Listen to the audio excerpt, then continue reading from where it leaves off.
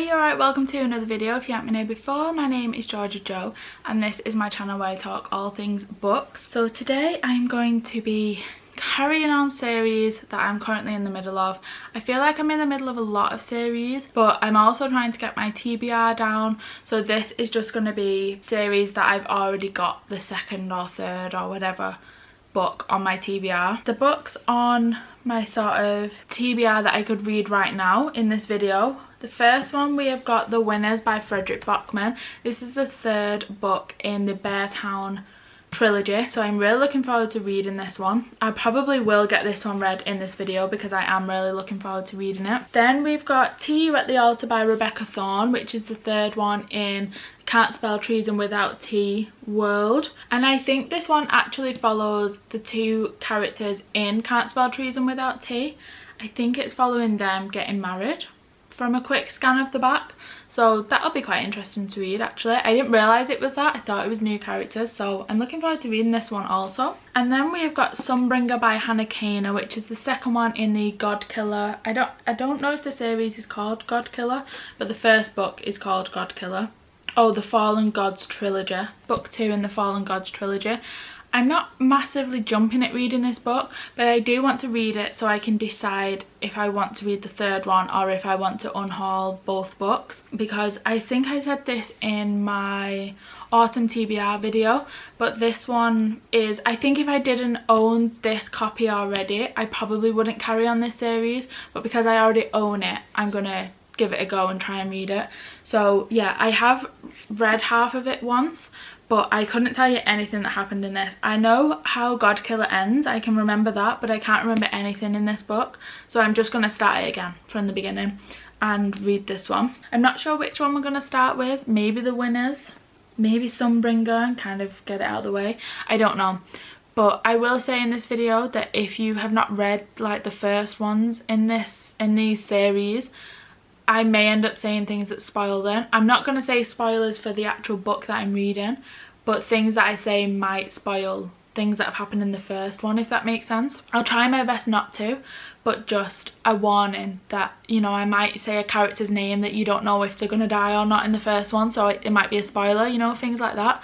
So yeah, just be warned from this point onwards that if I'm reading the book, I very well might spoil previous books in that series, so you've been warned. Okay, so for the past 3 days I have been reading Sunbringer by Hannah Kaner, and I've actually finished it now. So this video, I think I'm just gonna introduce the books and then film when I finished, because I've got my mum staying with me this week, so I don't want to like be filming all the time around her. So yeah, I think I'll just film and give you my thoughts and feelings when I've finished the book. Okay, so with Sunbringer, it did take me a little while to get into this. Like, I want to say a good probably 150 pages, honestly, to get back into the story. And I don't know if that's because there's been such a long break between reading God Killer and then moving on to this, or if that's just kind of second book syndrome, where it's getting you back into the story from finishing God Killer, from where that one ends, but also setting you up for Faithbreaker. The last half of it I really enjoyed, but the first half, it just seemed to take me a while to get into it. I think that mainly was like a couple of days to get through those pages, whereas yesterday I kind of read the second half nearly all in one sitting. I do think with this series that there are a lot of characters. Now, I think it's necessary to have a lot of characters because you've got all the main characters, you've got all the gods, then you've got all the places.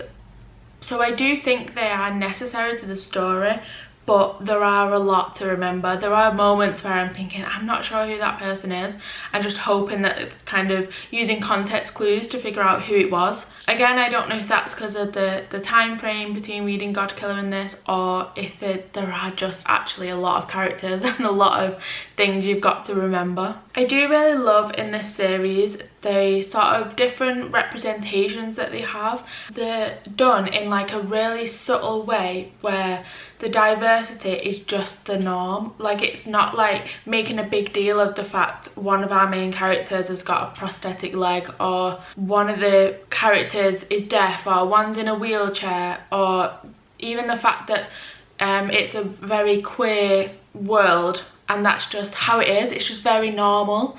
I really enjoy that, the fact that it's not like, oh look, we've got this character that's diverse. It's just like, that's how the world is, you know. It's not something that's like asking to be applauded or celebrated. It's just, that's how our world is. We just are diverse. I just thought that was really cool. I don't think I've really seen that before, where it's not been like a main point of the book is we've got this character that's diverse. It's just like the world that this god killer, I don't actually know what the world's called, but it is just representative of, you know, most people. So yeah, I do really enjoy that aspect. I think it's been, well, I think it's been done really well. I'm not disabled in any way, so I can only speak from an able-bodied person, which, you know, we don't really need to hear my voice on it, but from what I can tell, it's been done in a really good way. Also, although it is in third person, I think the different people's point of views are done really well in this, in the sense that, like I say, even though it's third person, each character seems to have their very unique voice, and you can tell whose chapter you're in, even if you've, like, you know, missed who it was at the beginning or something. You can still tell throughout it, even if it's a long chapter, you know whose chapter you're in at that point. So I do think that's done really well. So yeah, overall I really enjoyed it. The second half, I did not want to put this book down. I wanted to carry it on. I've already put the third book on hold at the library, so hopefully that will come in soon. I've now got 3 books I'm waiting for at the library, but hopefully they will come in soon and I'll be able to finish this series. I'm definitely glad I carried it on. I must have made up the fact that I didn't enjoy God Killer as much as I actually did, because in my story graph I've actually rated it 4 stars, so I must have just been getting it mixed up with a different fantasy series and just, I don't know, just assuming I didn't read it. I'm honestly not sure, but I am going to rate this one 4 stars again. I did really enjoy it. Like I said, I'm looking forward to reading Faithbreaker, and I just think it's a really good series. I think it's a really good fantasy series. I think it's a good one to get into fantasy, like high fantasy or epic fantasy. I don't really know what all the different fantasies are, but it's not, you know, it's not like a YA fantasy. It's an adult fantasy as far as I'm aware, and it's not trying to be like a YA fantasy. It just is an adult one, I think. So yeah, anyway, I'm glad I carried on the series. Looking forward to reading the next one. And then for this video, I'm actually going to read The Winners by Beartown. I don't have it on me right now, but that's what we're going to go into next. It's the 3rd one in the Beartown series. I'm really excited to read this one. I also am very sad because I don't want this series to end, because I have enjoyed it so much, but I am still looking forward to reading it and getting back into the Beartown world and with those characters. So yeah, that's going to be the next book. It might even be the last book on this video. I'm not 100% sure, because like I say, because my mum's here for the week, I don't want to just sit and like be reading while she's here. Not that she would be bothered, but I want to spend some time with her, do you know what I mean? So that might end up being, might be a 2-book week rather than 3 or 4 book week. So anyway, I'm in the office today. I've also got 3 full day meetings for the next 3 days, so that obviously then takes away like my lunchtime reading and stuff like that. So, and even I think I'm going to be in the office longer than I normally would be, so yeah, we'll see. I'll finish it when I finish it, but I will let you know. Okay, so I've started The Winners by Fredrik Backman. This is the 3rd one in the Beartown trilogy. So you've got Beartown, which is the 1st one, Us Against You, which is the 2nd, and then The Winners, which is the 3rd. And the first 2 I read last month, and I gave 5 stars to both of them. I really love this series, like really love it.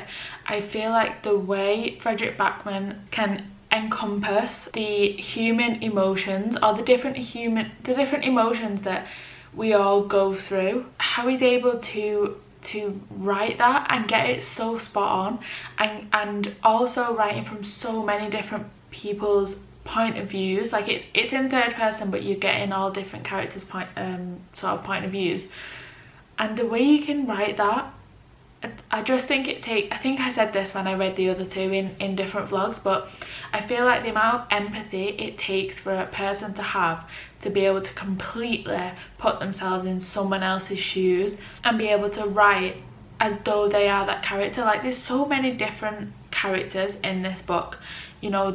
You've obviously got dads, you've got mums, you've got children, you've got people that have had something tragic happen to them, the family surrounding that person that's had the tragic thing happen to them. You've got people who have been in that small town the whole lives. You've got people who have left but come back. You know, you've just got so many different things happening to these people that Fredrik Backman manages to capture every emotion and everything that these characters are going through, to the point where they feel so real. I just think it just takes, like I say, such a high level of empathy, and also it's such a talent to be able to write like that and make these characters feel like I'm actually watching like real life, you know. I just think it's so good.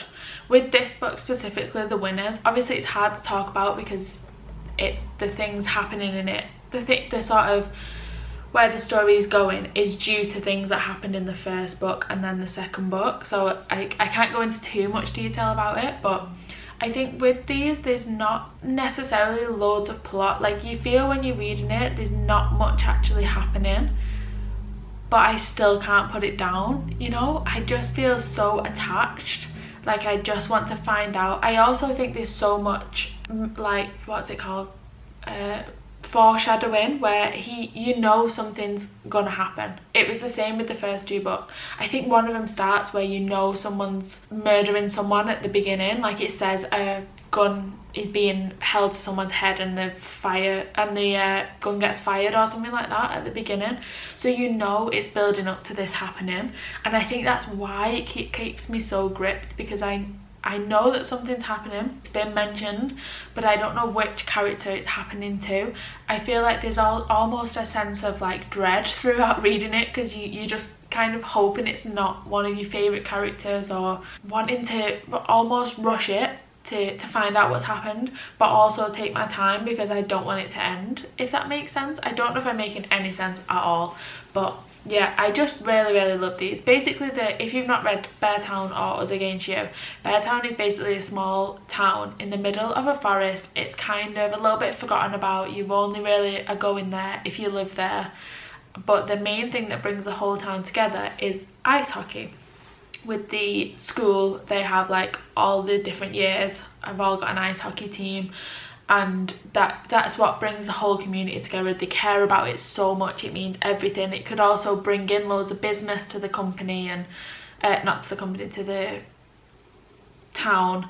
It could like save the town, you know, if these young lads manage to win it, and everything kind of evolves around ice hockey pretty much. And then you're following the lives of each character. So you've got some of the lads that play ice hockey, you've got some of their friends, you've got their parents, then you've got the kids that go to school with them and their parents, you've got the person that owns the local supermarket, the person that owns the local pub.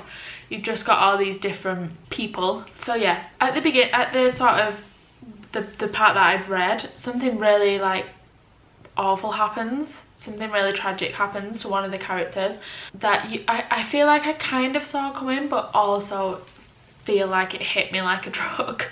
And I just think I've already been like crying, but I feel like I'm gonna be really emotional reading this book. Even when good things are happening, I feel a bit emotional, because I think I am just someone that's very sensitive to like other people's emotions. So if I see someone being upset on TV, it will make me feel upset. Or if I see someone celebrating, you know, like when you see those videos on like TikTok or whatever where people are reuniting if they've been like away for 18 months, or they've been in the military, or they're just being surprised by like a relative or a friend, they will make me sob, because there's just so much emotion involved in those videos that I can't help but get teary, you know. So it could even be happy emotions, but just seeing people celebrate or be in love or be so happy, or on the other end of it being really sad and something awful happening to them, I'm a crier.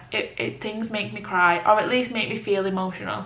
I might not always actually have tears falling, but I'll feel like a bit choked up, you know. So yeah, anyway, really enjoying this book so far. I want to carry on reading it, but also want it to last as long as it can. So yeah, we'll just see what happens. I've got a few days now to read it and I'll let you know when I finished it. Okay, I have finished The Winners by Frederick Backman. I'm really sad that this series is over. I'm so sad the series is over. This has taken me a little bit longer than I thought to read because I had a lot going on throughout the week. Ended up with being in hospital with my mum, and it was just, you know, one of those weeks where it's just chaotic. She's fine now, she's at home, but yeah, it was just like a chaotic week. And then this book, I think, is just, I'm actually gonna cry again. I've not stopped crying since I finished reading it, and I'm actually about to cry again. It was such a good book. It was so good. I don't actually think any other book has made me sob as much as this one has, and I think it's because the characters just feel so real. I feel like I know them, like they're people in my life. So when things are happening to them, I can't help but feeling emotional. Like, I cried several times throughout this book and then like sobbed by the time I got to the end. It sounds so dramatic, but I was to the point where I had to stop reading it on different occasions because I couldn't see the words on the page. And I know that sounds so dramatic because like I was crying that much I actually couldn't see, but genuinely I sobbed, like sobbed. And it doesn't take much for me to feel emotional, but I feel like I don't, like I can cry and have like little tears or like a bit of a, you know, frog in my throat when something like catches me off guard, but to actually properly be like bawling my eyes out, I feel like it does take quite a bit. And this series overall did that, but this book especially, I feel like you spend the whole time, it's like I was holding my breath the whole time reading this book because I know something's going to happen. You know, you're almost just waiting on bated breath to see what awful thing is going to happen to someone that you feel like you know, if that makes sense. Like some of the book you think, why are we being told this? But every little bit like makes sense. Every little bit has a purpose.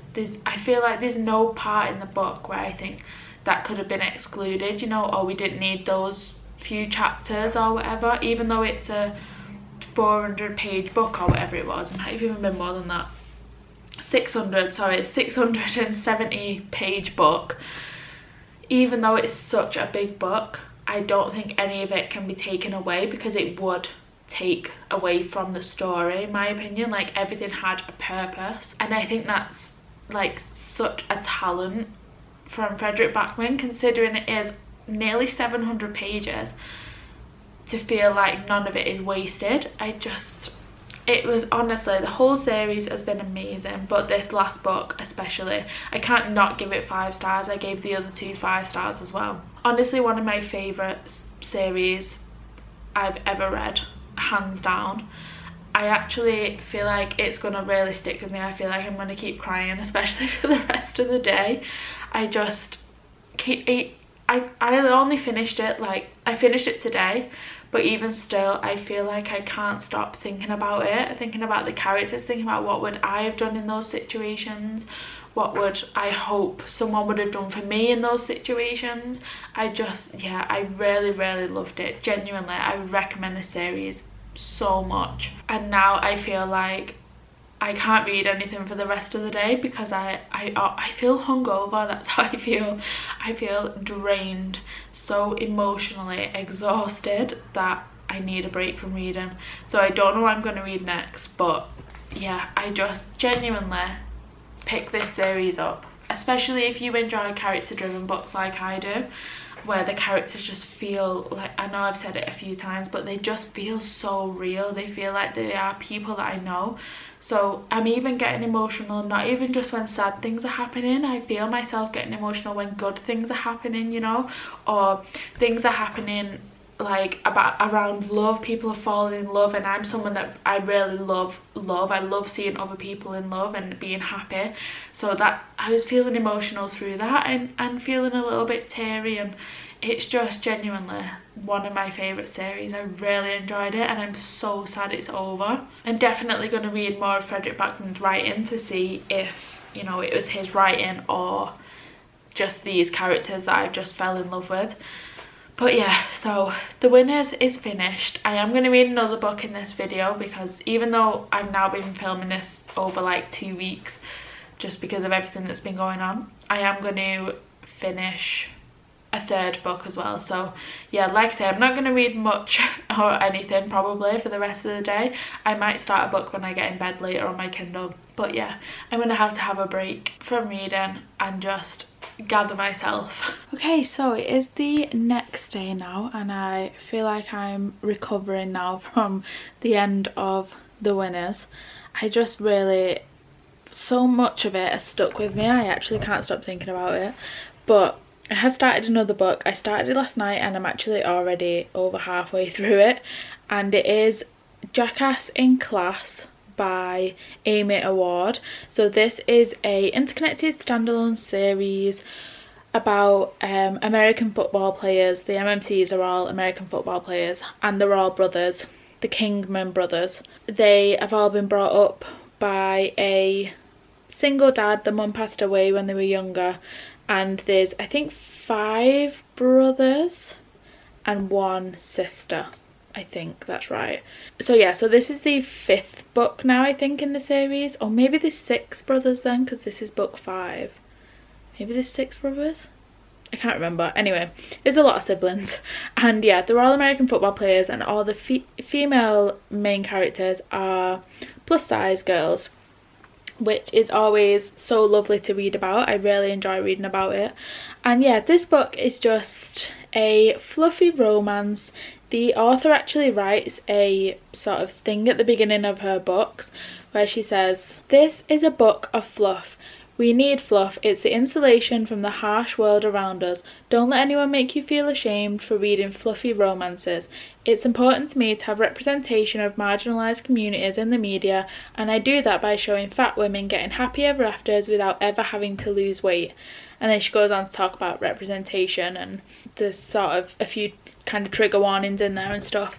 But yeah, I just really love that this, like, obviously the fact that the female FMCs, the FMCs are plus size. Obviously it's mentioned and it's spoken about, and you know, it's described as them being like curvy, and there's obviously moments in there where they're a bit insecure, just like everybody, no matter your size, you know, gets insecurities. But there's never a moment where they need to lose weight in order to be happy, or their partner is wanting them to lose weight, or comments on the body in a negative way. So it's just really nice to read about, and it's just lovely to see people that, you know, look like me live their happily ever after type thing. So yeah, I'm really enjoying it. Like I say, I'm about halfway already.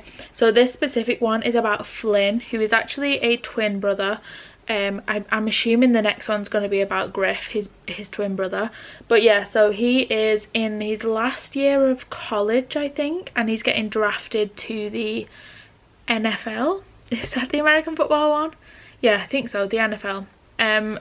He's getting drafted into that, so he's in like his last year of college, and he meets this girl who's called Tempest, who comes from, I think it's a Mexican family, that gets mentioned throughout it, and she works at this animal sanctuary where it gets flooded. There's been really bad weather and it all gets flooded, and she ends up needing to take one of the baby donkeys. She takes it home to her sorority house and kind of sneaks it in and like has to look after it. Each one of these books also has like an animal involved. Like the first book in this series is called Cock in the Block, I think that's the first one, and she has a rooster. And then there's one with a wiener pig in there, a wiener dog, sorry, in there. What were the other ones? This one's obviously got a donkey in. I think the next one is a goat, has got a goat in, which I'm really looking forward to reading, because the female lead is a rugby player, so she's also in like a sports person, so I'm looking forward to reading that. Oh yeah, and then the one's got a cat in and one's got a snake in. So you've got, oh, the Pussy Next Door must be the first one, the Wiener Across the Way, the Cock Down the Block, and the Anaconda Downstairs. I've got them all on my shelf in front of me. They're the first 4, and then you've got Jackass in Class, and then the 6th one, which is something about a goat, that comes out I think October, so I'm really looking forward to reading that one.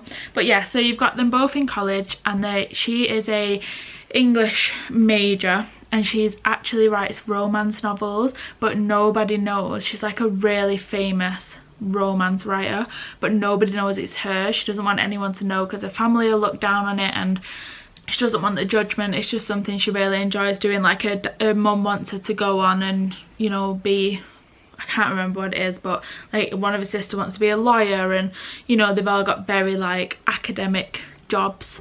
Not that writing is not academic, obviously, but she writes very smutty romance, so she knows that her parents will look down on that. So yeah, she doesn't tell anyone, only her best friend knows, and obviously her agent, but she's like really popular under obviously a pen name.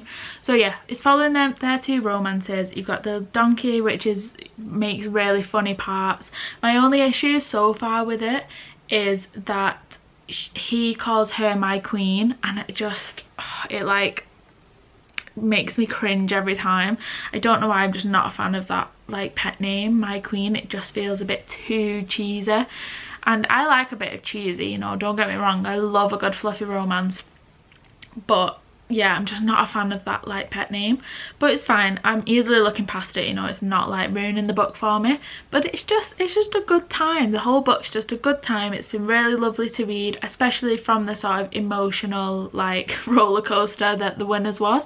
This has just been really nice to just enjoy it, you know, and just read about 2 people who don't want to fall in love but can't help themselves and end up falling in love. So yeah, it's just a really lovely book. Like I said, I'm about halfway through it, so I'm probably going to finish it today, to be honest, because it is on Kindle Unlimited as well. That's what I'm reading it on, so I typically read quicker on my Kindle.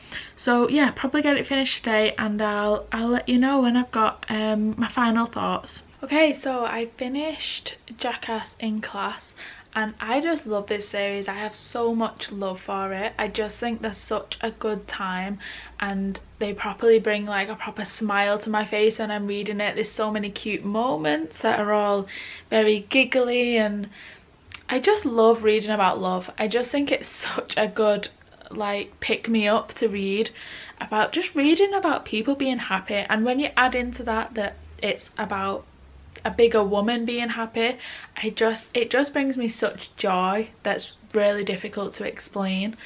But yeah, I really love this series. Like I said yesterday, I'm really excited to read the next one with a sportswoman as well, especially after watching the Women's Rugby World Cup, which I found so inspiring to watch. I think it's so, I've never watched rugby before. Now I feel like a bit of an expert. I feel like I know all the rules now, but, or at least the majority of them, the big rules at least.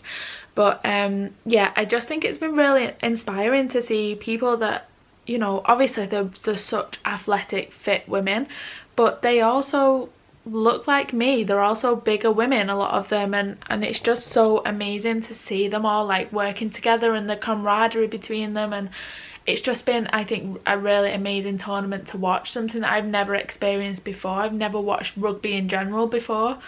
So yeah, I just think I'm really looking forward to reading the next one. I think because I've got fresh eyes on rugby now, like it's something that I feel quite invested in, you know. So yeah, I'm looking forward to the next one. But this one itself, I think Flynn was a really good male lead, and I also think Tempest was a really good lead. And the author wrote in her kind of, it wasn't acknowledgements, it was kind of like an author's note at the end about how she wasn't sure whether to write about characters, especially main characters, outside of her kind of culture, I guess, because Amy Award is a white woman, so, and Tempest is from a Mexican family, she's Mexican, so she wasn't sure whether to do that and the best way to do it, if it was something she could do, you know, the responsibility that it holds. So I think that was a really good author's note to read, that she was like, I need to do this because I don't want to write a whole series that all the main characters are all white. So I thought that was really cool that she spoke about that and spoke about the responsibility of it, and how she had sensitivity readers and help with that along the way to make sure she got it right. And also saying, you know, it might not be perfect, so let me know if there's any issues with it type thing. So yeah, I just think it's a really good series to read. Really love this book specifically. And yeah, that is the end of today's video. I hope you enjoyed. If you did and you'd like to subscribe, I would really appreciate it. But other than that, I will see you in a bit.